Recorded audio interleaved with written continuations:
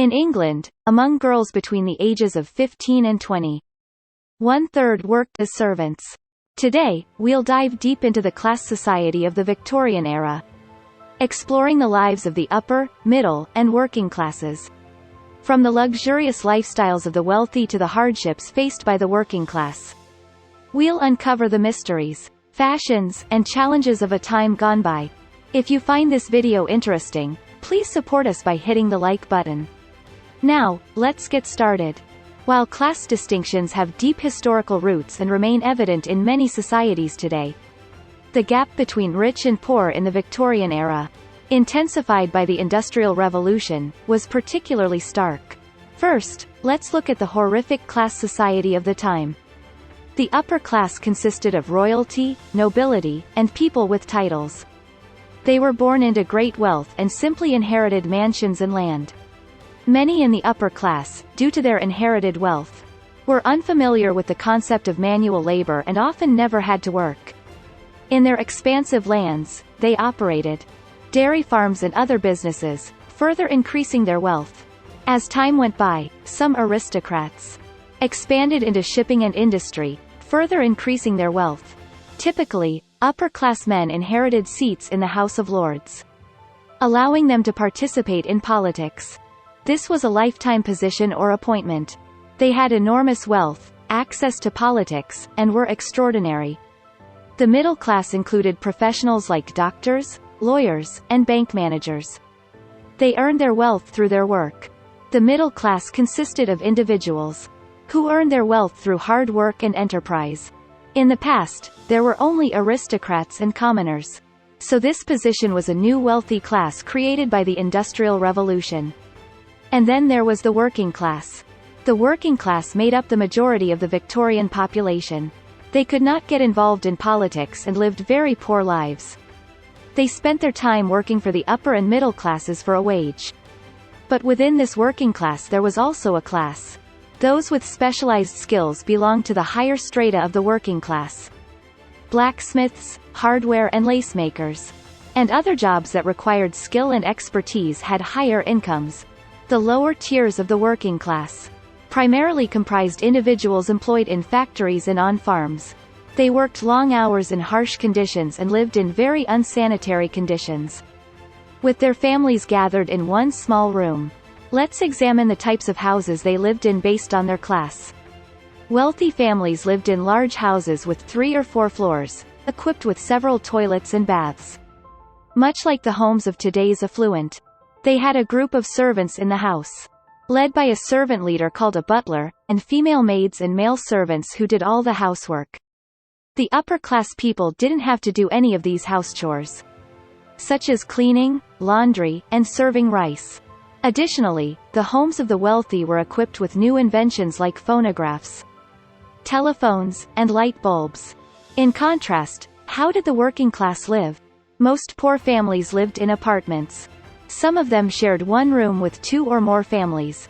The apartments where the working class lived were in run-down parts of town, and their dwellings had no toilets, or even plumbing. There were public toilets outside, and everyone living in the area used the same toilets. In the 19th century, there was a significant migration from the countryside to cities, in search of factory work. Remarkably, by 1851, half of the country's population resided in London. This shows just how concentrated and overcrowded the city was. Also, with the development of technology, houses had to be torn down to make way for new railroads. Workers crowded in, even though there were no houses to go around.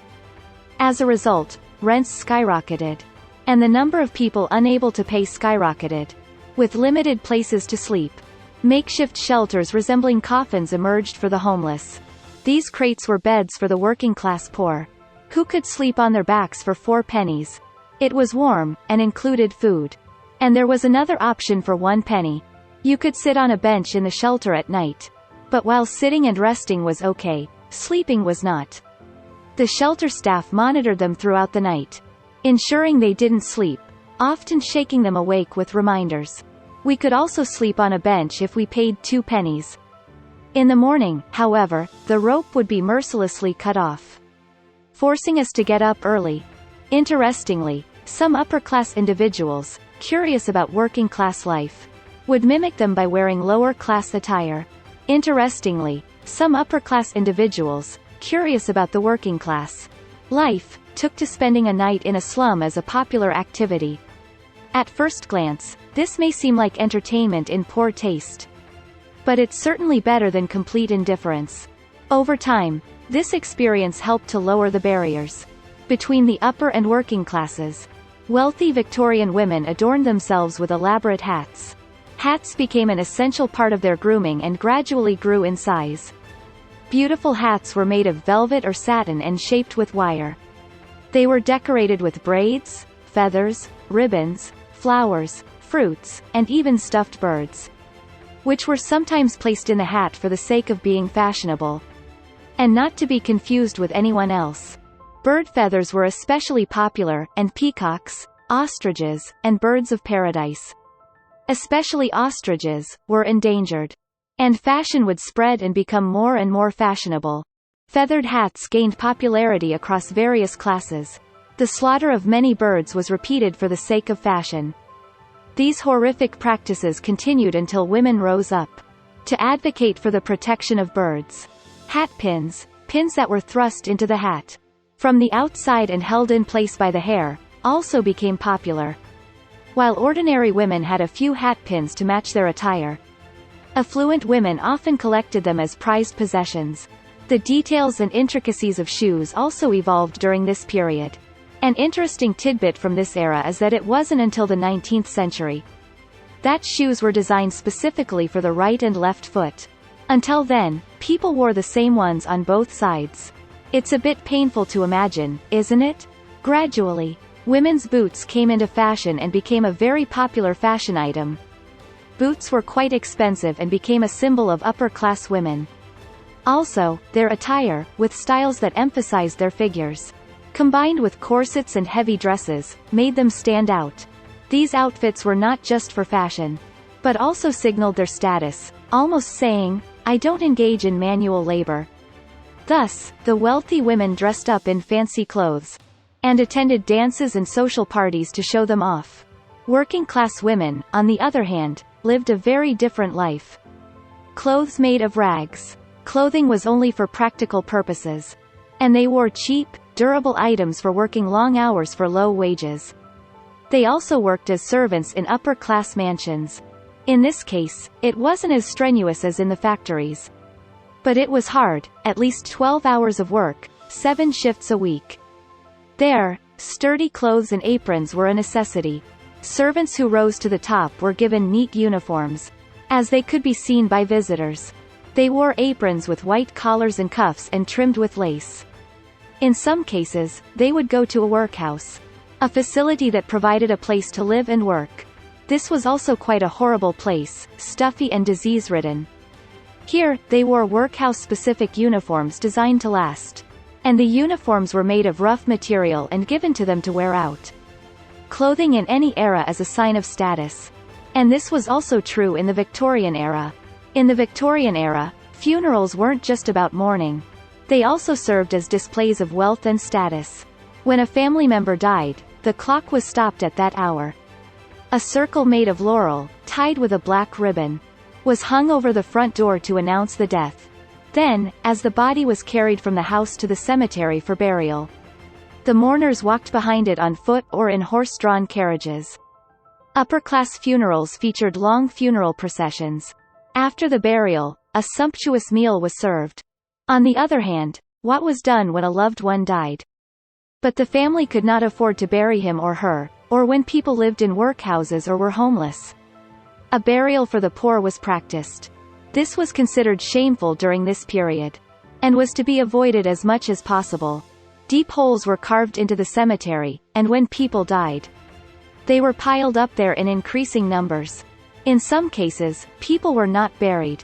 In 1832, the significant anatomy law was enacted, allowing unclaimed or impoverished bodies to be used for medical research.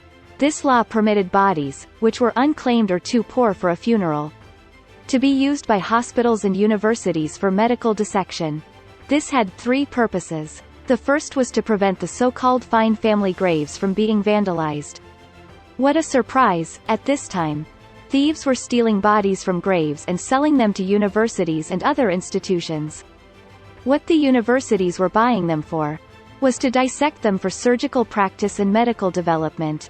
More specimens for dissection would prevent the graves of the wealthy from being ransacked. Second, it would deter crime. Alarmingly, the potential sale of bodies not only led to grave robbing but also to murders. And the third was to increase the supply of bodies for the development of anatomy. Prior to this period, only the bodies of executed criminals were available for dissection. There weren't enough at all for doctors' education and research. The working class was both disgusted and fearful of these practices.